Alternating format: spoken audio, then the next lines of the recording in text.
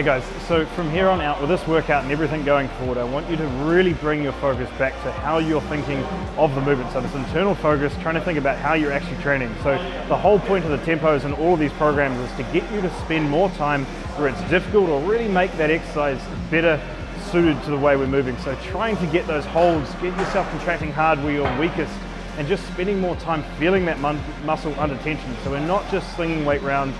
Keep that focus on internal control. The best thing you can do in the next six months to grow muscle is going to be put your phone in your bag and eliminate those distractions. Focus on what you're doing, contract that muscle hard, and make sure your tempos is an even bigger focus than the overall reps.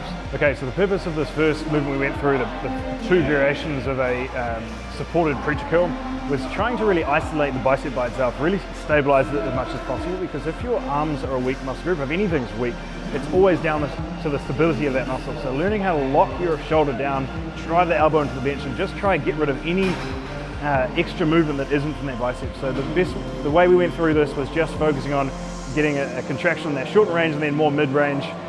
Both really strong positions and made stronger by just stabilizing that muscle as much as possible and not allowing anything else to come into the movement.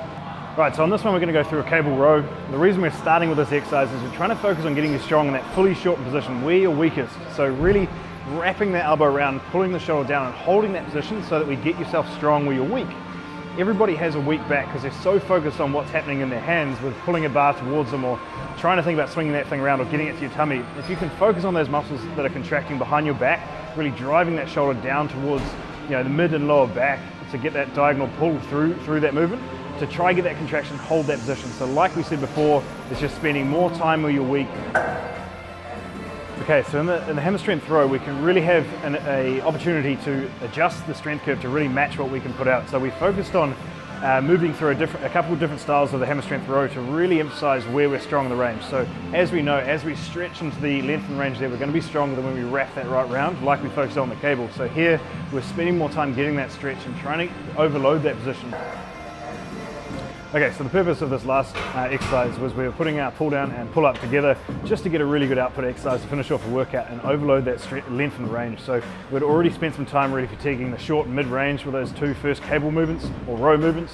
So we're just trying to spend more time. We've already got a lot of blood in our lats to get a nice stretch, really lengthen out those muscles and make sure we're spending time in all of the ranges. So throughout that workout, we've really gone through a sequence that are short, mid and length and range to get the most work done in the short amount of time.